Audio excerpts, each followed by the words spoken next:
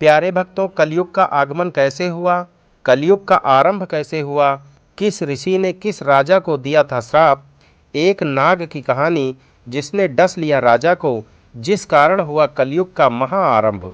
तो पूरी जानकारी के लिए बने रहिए हमारी पूरी वीडियो में। तो प्यारे भक्तों, श्री कृष्ण जी की कृपा आप सभी पर बनी रहे।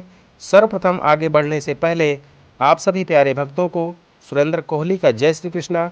आप सभी प्यारे भक्त लोग हमारे डी वाले भैया यूट्यूब चैनल को सब्सक्राइब करके बेल घंटी को टच करके ऑल पर जरूर लगा दीजिए, ताकि हमारी समस्त वीडियो का नोटिफिकेशन आप सभी को हमेशा सबसे पहले मिलती रहे।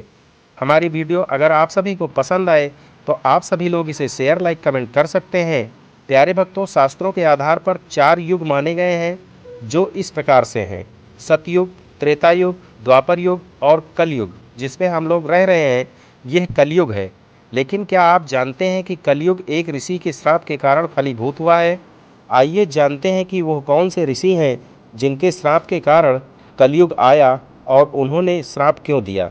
हिंदू धर्म में प्राचीन काल से ही ऋषि मुनियों का विशेष महत्व रहा है। ऋषि मुनियों द्वारा ही राजाओं से लेकर आम जनता तक को शिक्षित करने का काम किया जाता था। ऋषियों के श्राप को बहुत ही प्रभावशाली माना जाता था। आज हम आपको श्रृंगी ऋषि द्वारा दिए गए ऐसे श्राप के बारे में बताने जा रहे हैं जिसके कारण कलयुग फलीभूत हुआ। यह श्राप श्रृंगी ऋषि द्वारा राजा परीक्षित को दिया गया था। आइए जानते हैं कि इसके पीछे का कारण क्या है।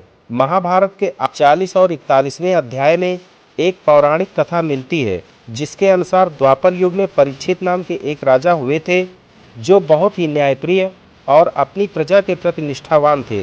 राजा परीक्षित धनुर्धर, अर्जुन के पौत्र और वीर अभिमन्यु के पुत्र थे।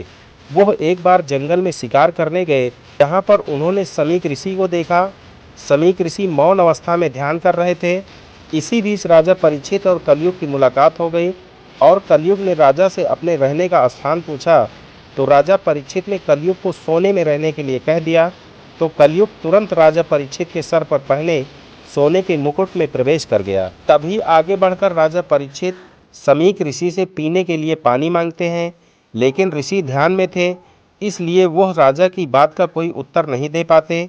राजा परीक्षित के सिर पर स्वर्ण मुकुट पर विराजमान कलयुग के प्रभाव से राजा ने इसे अपना अपमान समझा। गुस्से के कारण राजा परीक्षित उनके गले में मरा हुआ सांप डाल देते हैं।